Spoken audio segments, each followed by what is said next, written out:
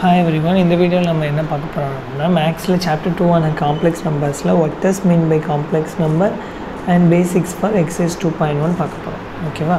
அது பார்க்கிறதுக்கு முன்னாடி first number system எல்லாம் பார்த்தலாம். Natural numbers அப்படினா starts with 1 and whole numbers அப்படினா starts with 0. Integer அப்படினா positive and negatives of natural number along with the 0. அப்புறம் rational numbers-னா p by q ஃபார்மட்ல எழுதக்கூடிய எல்லாமே natural number rational numbers தான்.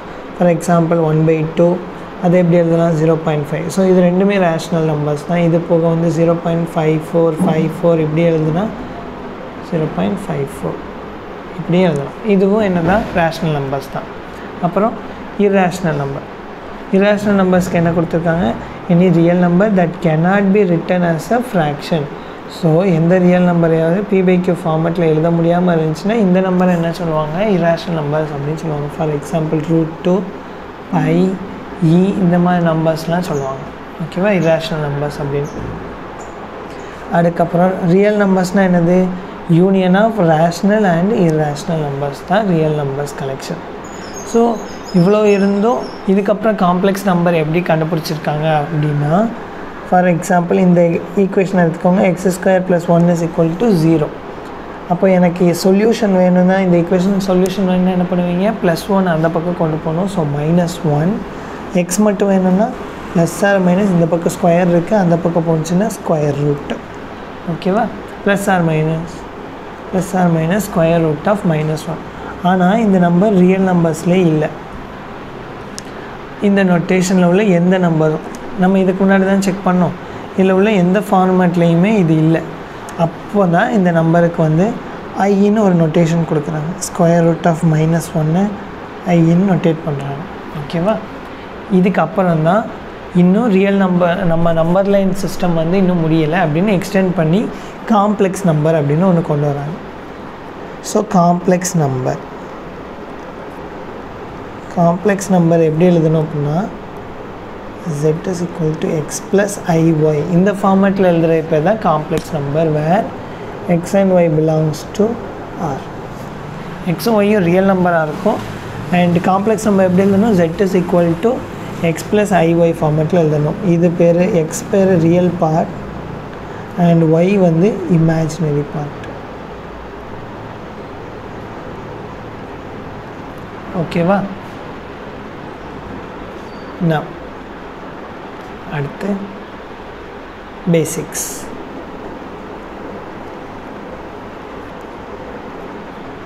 உங்களுக்கு எக்ஸசைஸ் 2.1 வந்து யூஸ்வலாக i⁻n தான் இருக்கும். ஸோ ஃபஸ்ட்டு ஒரு பேசிக்காக ஒரு 4 வேல்யூஸ் பார்த்துட்டு அப்புறமா சால்வ் பண்ணணும். ஓகேவா, சம்ஸ் i⁻0 என்னது 1 தான், i⁻1 i தான். ஓகேவா, i ஸ்கொயர்னால் என்னது i × i. So square root of -1 into square root of -1 which is -1. அப்புறம் i³ = இது எப்படி எழுதலாம், i² × iன்னு எழுதலாமா, i² -1 இது i. So -i. i⁻4 என்னது i² × i². அப்போது -1 × -1 1. இந்த 4 மட்டும் ஞாபகம் வச்சுக்கணும். i⁻1னா i²னா -1, i³ -i, i⁻4னா 1. இந்த 4 டேர்ம்ஸும் ஞாபகம் வச்சுக்கணும் எப்பயுமே. நெக்ஸ்ட், சப்போஸ் உங்களுக்கு ஒரு நம்பர் i⁻n கொடுக்குறாங்க அப்படின்னா இந்த நம்பரை எனக்கு இந்த ஃபார்மேட்டில் மாற்றி எழுதணும். வேறு 0 ≤ r <4 இந்த ஃபார்மேட்டில் மாற்றணும். i⁻n வந்து i⁻4³ + r ஃபார்மேட்டுக்கு மாற்றணும். ஃபார் எக்ஸாம்பிள் i⁻15 நான் கொடுக்குறேன் அப்படின்னா 50யை 4ஆல் டிவைட் பண்ணிடுவோம். 1 4 is 4, சப் பண்ணிங்கன்னா 1, then 0, 2 4s are 8, remaining 2. இதில் q-னா கோஷியன்ட், r-னா ரிமைண்டர். ஸோ இப்போ இந்த ஃபார்மேட்டுக்கு எழுதுங்க, இந்த ஃபார்மேட்டில் 4³ + r-ன்னு எழுதணும். அப்போது i⁻50 எப்படி எழுதுனா i4 × q என்னது 12 + r என்னது 2.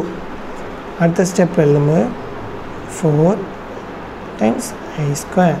இந்த ரிசல்ட் ஞாபகம் இருக்குது தானே, a power x plus yன்னு இருந்ததுன்னா a power x a power yன்னு எழுதிக்கலாம்.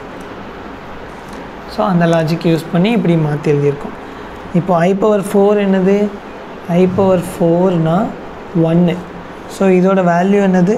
1 இன்ட்டு I ஸ்கொயர் இருக்கா, இந்த பக்கம் I ஸ்கொயர் என்னது? -1. ஸோ 1 இன்ட்டு -1, ஆன்சர் என்னது? -1. ஸோ இந்த மாதிரி தான் சால்வ் பண்ணோம். இந்த மாதிரி சம் கொடுத்தாங்க அப்படின்னா. நெக்ஸ்ட் ஒரு ரிசல்ட்.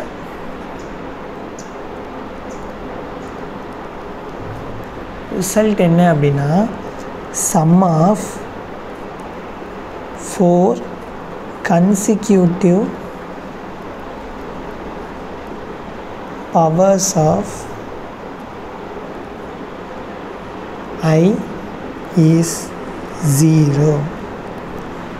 ஓகேவா? அப்போ என்ன கொடுத்துருக்காங்க? அடுத்தடுத்து உள்ள 4 நம்பர்ஸை ஆட் பண்ணோம் அப்படின்னா அது 0. எதோட பவர்ஸில் உள்ள நம்பர்ஸ்? ஐயோட பவர்ஸில் உள்ளது. ஸோ நல்லா புரிஞ்சுக்கோங்க. அடுத்தடுத்து உள்ள 4 ஐயோட பவர்ஸில் உள்ள டேர்மை ஆட் பண்ணோம் அப்படின்னா அதோட வேல்யூ என்னது? 0. ஸோ இதுக்கு ஒரு எக்ஸாம்பிள். ஃபஸ்ட் நான் அதுக்குள்ளே ஈக்குவேஷன் கொடுத்துருவேன். I power n plus I power n plus 1 plus I power n plus 2 plus I power n plus 3 equals to 0 for all n in Z.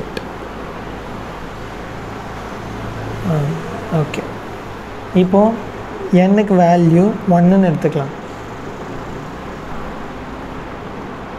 ஓகேவா? nக்கு வேல்யூ 1 எடுத்துக்கலாம். அப்போ substitute பண்ணி பாருங்கள். I square I cube I power 4.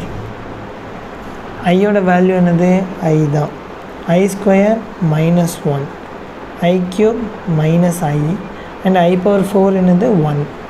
So add பண்ணும்போது என்ன ஆகும்? +1ம் -1ம் cancel ஆகிரும், +ஐயும் -ஐயும் கேன்சல் ஆகிரும். அப்போ ஆன்சர் என்ன வருது? 0 வருது. ஸோ இந்த ரெண்டு மெத்தடையும் யூஸ் பண்ணி தான் எக்ஸசைஸ் 2.1 வந்து சால்வ் பண்ண போகிறோம். ஒரு மெத்தட் என்னது? பவரில் இப்படி கொடுத்துருந்தாங்க அப்படின்னா இந்த ஃபார்மேட்டுக்கு மாற்றிடணும். செகண்ட் மெத்தட் என்னது? 4 consecutive powers of I add பண்ணோன்னா சம் 0. ஓகேவா? இந்த ரெண்டு மெத்தடையும் ஆட் பண்ணி தான் சம் சொல்லணும். இதுக்கு ஒரு எக்ஸாம்பிள் பார்க்கலாமா? Summation running over n is equal to 1 to 5 and 50 plus n. So என்னுக்கு ஒவ்வொரு வேல்யூவை சப்ஸ்டியூட் பண்ணணும். சம்மேஷன் இருக்கனால ஒன்று சப்ஸ்டியூட் பண்ணி ஆட் பண்ணணும். அப்போது I power 51, I power 52, I power 53 plus I power 54 plus I power 55. நமக்கு ரிசல்ட் என்ன சொல்லுது? sum of 4 consecutive powers of I வந்து என்னது? 0. அப்போது இந்த ஃபஸ்ட்டு 4 டேர்ம்ஸ் எடுத்தோம் அப்படின்னா அதோட சம் எவ்வளோ? 0 ப்ளஸ் I power 55. இதை இப்போ எதை வச்சு சால்வ் பண்ணணும்? I power n ஃபார்மேட்டில் இருக்குது. ஸோ n ஃபார்மேட்டில் இருந்துச்சுன்னா டிவைட் பண்ணி சால்வ் பண்ணோம். ஸோ 55ஐ 4ஆல் டிவைட் பண்ணோம். 1 4 is 4, 1 5, 3 4s are 12, remaining 3. So I power 55 எப்படி எழுதலாம்? I power 4 into 13 plus 3ன்னு எழுதலாம். இது டேரெக்டாக எழுதிடுங்க. I power 4 நமக்கு தேவையில்லை. ரிமைனிங் என்ன தான் தேவை? I cube தான் வேணும். -I அவ்வளோதான். நெக்ஸ்ட் கிளாஸில் நம்ம எக்ஸசைஸ் 2.1 பார்க்கலாம். தேங்க்யூ.